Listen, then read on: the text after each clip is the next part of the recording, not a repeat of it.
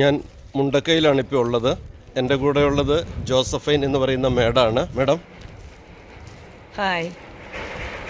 അപ്പോൾ മേഡം തൃശ്ശൂരുകാരിയാണ്, ബാങ്ക് ഉദ്യോഗസ്ഥയാണ്, മക്കളൊക്കെ വിദേശത്താണ്. ഉരുൾപൊട്ടിയതിന് ശേഷം ഈ നാടിനെ സ്നേഹിച്ചുകൊണ്ട് സംരക്ഷിക്കാൻ വേണ്ടി തന്നാലാവുന്നത് ചെയ്യാൻ വേണ്ടി വന്നതാണ്.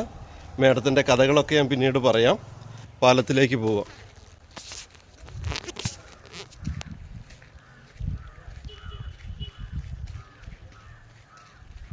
ജോസഫൈൻ മാഡം നിൽക്കുന്ന ആ കടയുടെ പിൻഭാഗമൊക്കെ ഉരുൾ കൊണ്ടുപോയി അല്ലേ? കൊണ്ടുപോയി. ജൂലൈ 30. അതൊരിക്കലും മറക്കാൻ കഴിയാത്തതും മനസ്സിൽ നിന്ന് മായ്ക്കാൻ കഴിയാത്തതാണ്. അത്രയും വലിയൊരു അപകടം നിറഞ്ഞൊരു സാധ്യതകൾ മുന്നിൽ കണ്ടുകൊണ്ട് ഇറങ്ങി വന്നതാണ് ഞാൻ. ആ വീടിൻ്റെ എല്ലാം പകുതിയും ഒക്കെ വെള്ളം വന്ന് എല്ലാം കൊണ്ടുപോയി.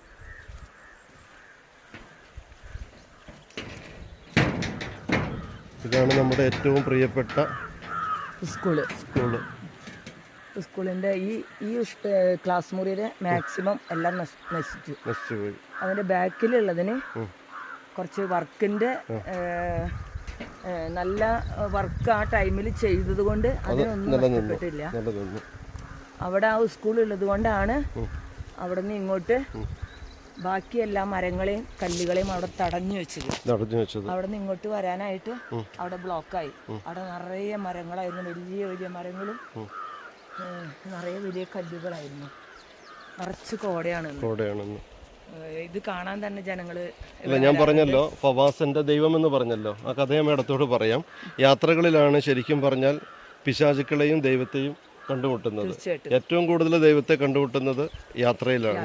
ഞാനത് ഇന്ന് വരെ കണ്ടതാണ്. അതെ, എനിക്ക് അത്ഭുതം തോന്നുന്നു മേഡം. കാരണം എന്താ അറിയോ, ഒരു ബാങ്ക് ഉദ്യോഗസ്ഥ, നല്ല സാലറി, നല്ല പെൻഷൻ, നല്ല സമ്പാദ്യം, മക്കളൊക്കെ ഗൾഫിൽ, എന്നിട്ട് തൃശ്ശൂരിൽ നിന്ന് ഈ വേദന അറിഞ്ഞപ്പോൾ ഇവിടെ വന്നിട്ട് ഇവിടുത്തെ ഈ പശുക്കളുടെയും ഒക്കെ ചാണകമൊക്കെ പെറുക്കി ഇതുപോലെ വരുന്നതെല്ലാം പെറുക്കിയെടുത്ത് കളഞ്ഞ് വൃത്തിയാക്കി ഈ നാടിനെ സ്നേഹിക്കുക എന്ന് പറയുമ്പോൾ സ്വർഗവും നരകമൊക്കെ ഇവിടെ തന്നെയാണ്. എന്നും ഞാൻ അത് തന്നെയാണ് പറയാ.